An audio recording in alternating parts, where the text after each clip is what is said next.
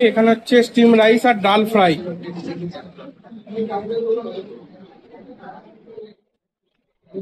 এই যে এখানে স্টিম রাইস আর একটুখানি, বাস।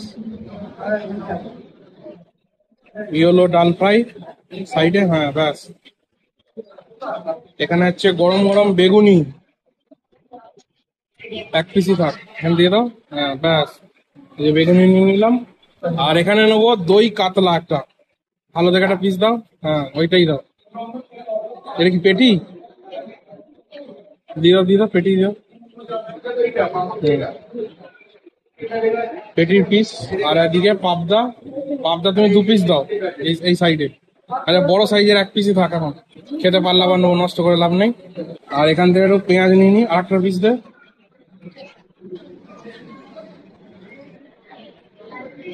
ব্যাস ব্যাস ব্যাস। এটা হচ্ছে জিরা কাঠি রাইস মনে হচ্ছে, এই যে ছোট ছোট দেরাদুন রাইসের ভাত নয় কিন্তু, একদম প্লেন জিরা কাঠি রাইস। এই যে মুগের ডাল, এই হলো ডাল ফ্রাই। চলুন এটা দিয়ে একটু খেয়ে দেখি।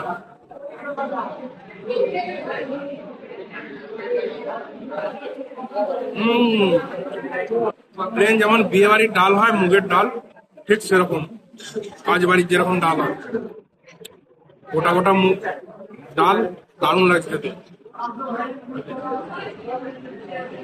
সালাড সেকশন থেকে একটু লেবু নিলে ভালো হতো, বেগুনি।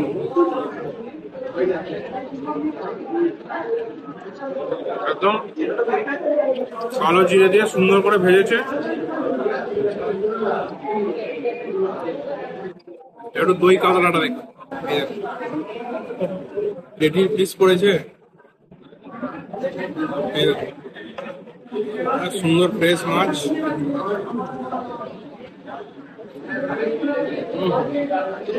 বহুদিন এরকম বাঙালি আইটেম খাওয়া হয়নি। সব জায়গায় মিলেমিশে একটা থাকে, ওটা মানে সুন্দর বাঙালি খাবার দাবার অনেকদিন পর পেলাম। বাহ।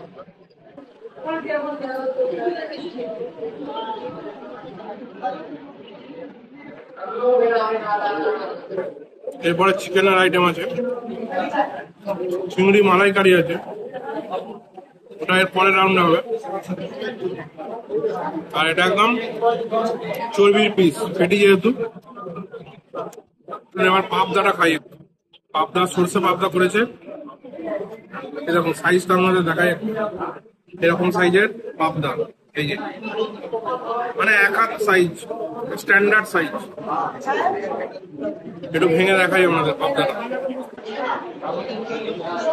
ও, একদম ফ্রেশ পাবদা দেখি মনে হচ্ছে।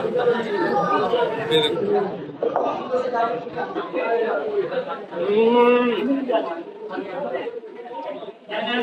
পুরো মাখন, একদম ফ্রেশ মাছ। এরকম এক পিস পাবদা খেলেই বাস, বিয়ে বাড়িতে একদম দিল খুশ হয়ে যাবে। দারুণ।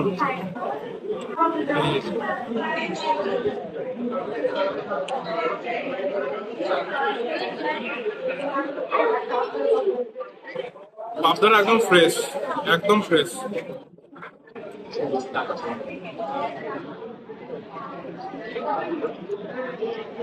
আর বেশি ভাত খাওয়া যাবে না, পরের রাউন্ডে আবার খেতে হবে।